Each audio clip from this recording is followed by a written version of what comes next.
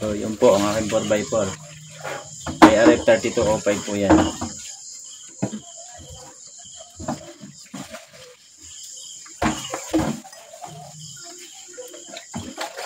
So subukan natin yan sa tubig. Yan, wala siyang drop. Ganyan po ang walang drop. Palagi na po natin nagagamit to. So yan, ang ating combination po ng wire lagi is 1524. Ang ating input para sa ating MOSFET ay 14 or 15 ng AWG, tapos sa ating output naman. So yan, good evening guys. Gandang gabi sa inyo. Meron tayo dito dalawang unit. Tapos na to. Ito po ay transistor type. Bali ito ay PNP B688 ito. 5x5. Yan. So ito test natin yung lakas niya. Yan. Yung switch. Ito yung para sa battery. Ito. Itong red na ito para ito sa positive. At itong black ay para sa negative. So meron din tayo dito. Hindi pa tatapos.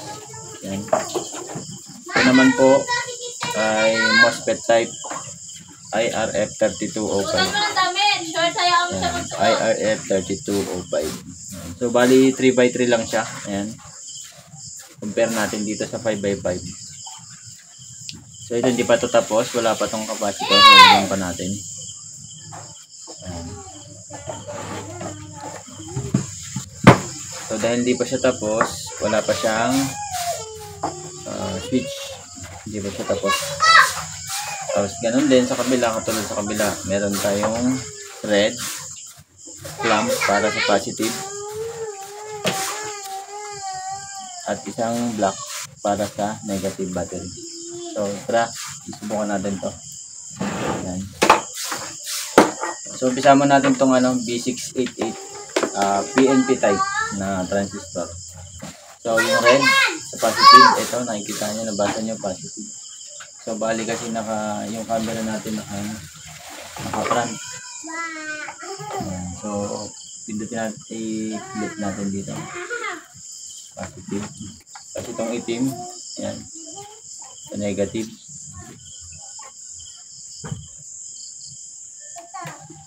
So yan.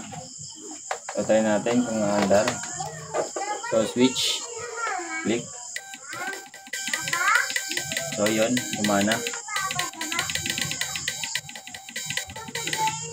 Kabit natin to, wire. Ito yung pinakang niya. Lagayan niya ng stick, dalawa. Kahit makabaliktad yung net sa stick, pwede. Yan. Suman natin.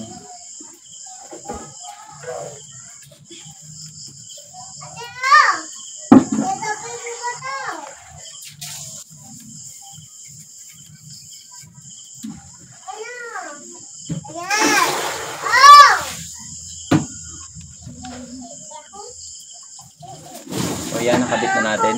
Ito po ay B688. Ulitin ko lang. Yan, so spark test tayo. Ito po ang spark test niya. Yan. So kuha tayo ng dahon. Tangkay ng dahon. Try natin. Dahon pa?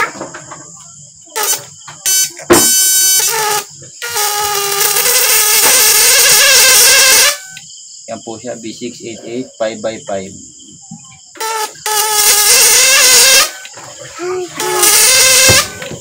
So try natin sa tubig.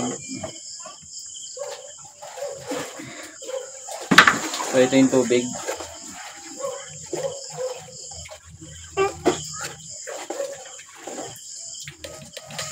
Yan. Kung drop yan, hindi siya natutunog kahit mababaw lang yan. Yan yung malalaman kung drop siya o hindi. Pag hindi siya tumunog kahit mababaw lang. Ha? Ha? Papa? Papa? Papa, hindi mo ako yung gati. Ano? So yan, okay na. Okay na, Papa.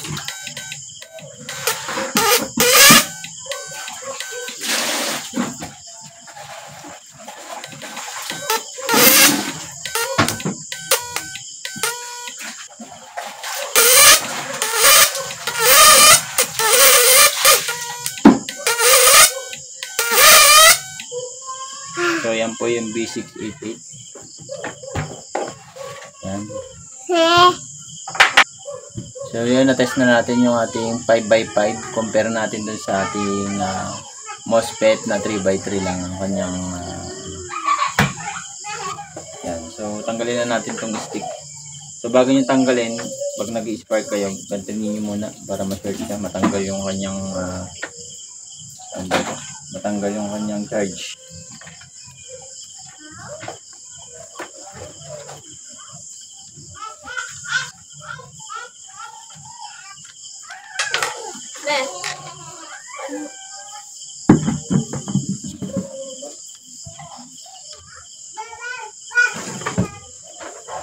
Tanggalin na natin.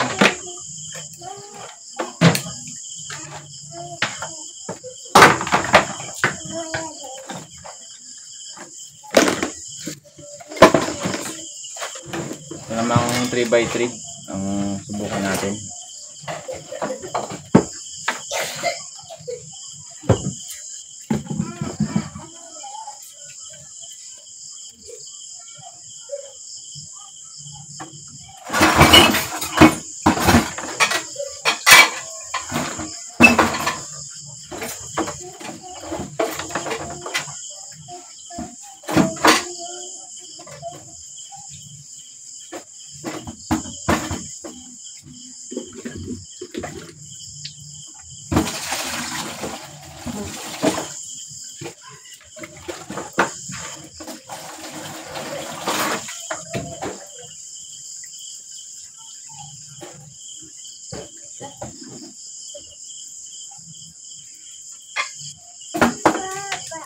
So ganun din sa kabila, pula positive.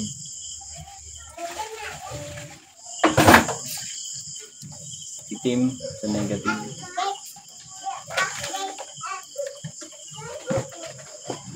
Ayan. So, bali dahil wala pa tayong switch, temporary switch natin is ito. Didikitin lang natin. So yan. Yan, mandar na. So, yan, try na natin yung kanyang spark. Yan. So, ito ang kanyang spark.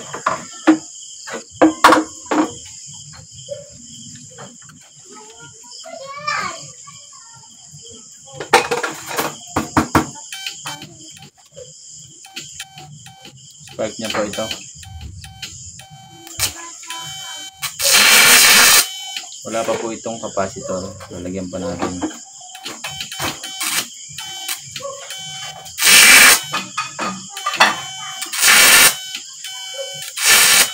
Yan po ang 3x3 lang po yan ng MOSFET kung kukumpara niya dun sa lakas niya.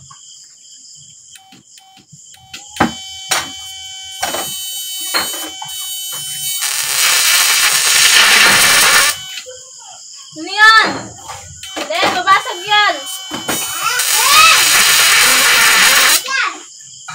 Yan po yung 3x3 MOSFET.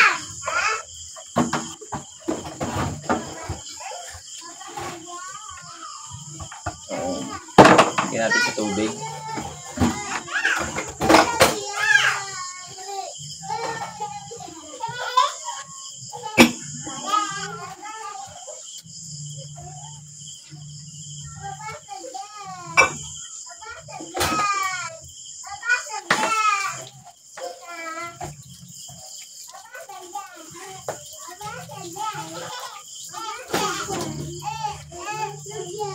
Yan po ay drop kahit sa mababaw, hindi yan na isa andar.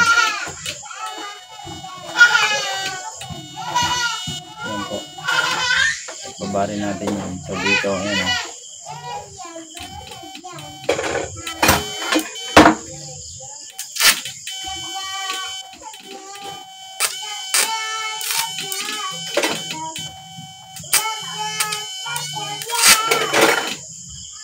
siya. Tubig.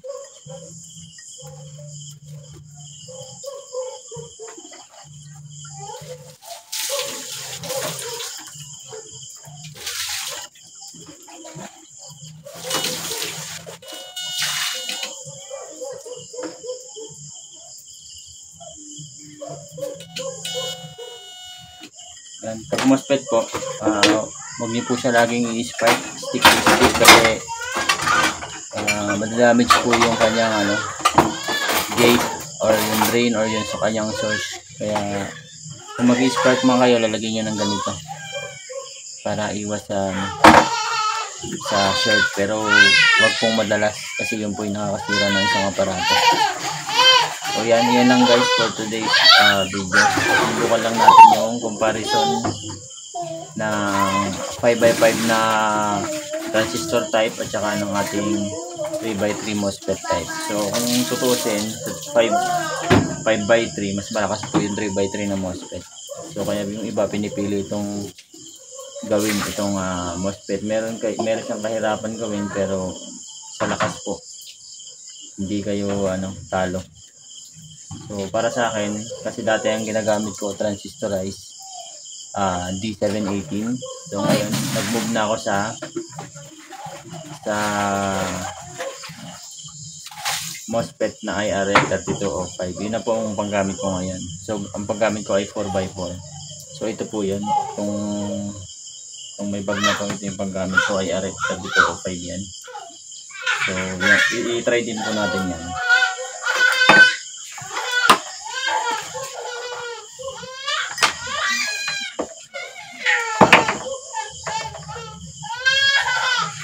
Try natin itong aking RF3205 na to.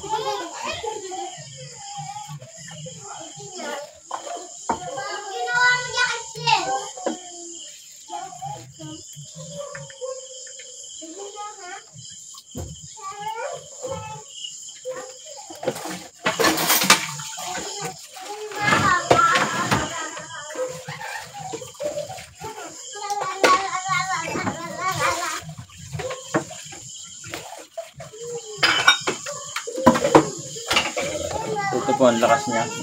So, ganun din. Yung itim, negative. Yung red, positive po. So, ito, with pan ito. Ayan po, kita niyo yung pan. With pan yan ito, with switch. Ayan. Pag umiinit na po yung ating aparato, pwede natin buksan yung pan para magbawas ng init. So pwede rin naman natin patayin yan para kumbaga is hindi ka malakas sa karga ng battery. Yan. So subukan na natin yung aking IRF na 4x4. Ang gamit natin na transformer lagi ay 3 ampere lang po. So ito ang switch ng aking 4x4 na IRF3205. Ayan. Ayan lang po ang tunog niya. So ito po yung lakas yung kuryente niya.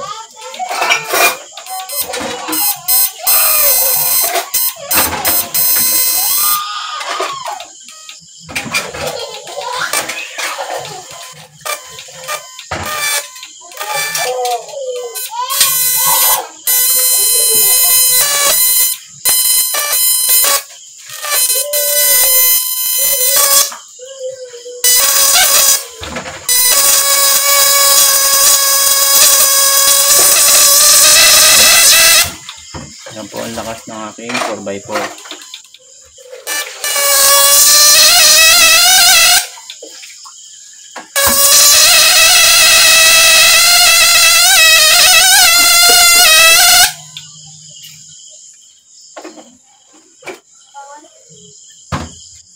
So, yun po ang aking 4x4. May RF3205 po yan.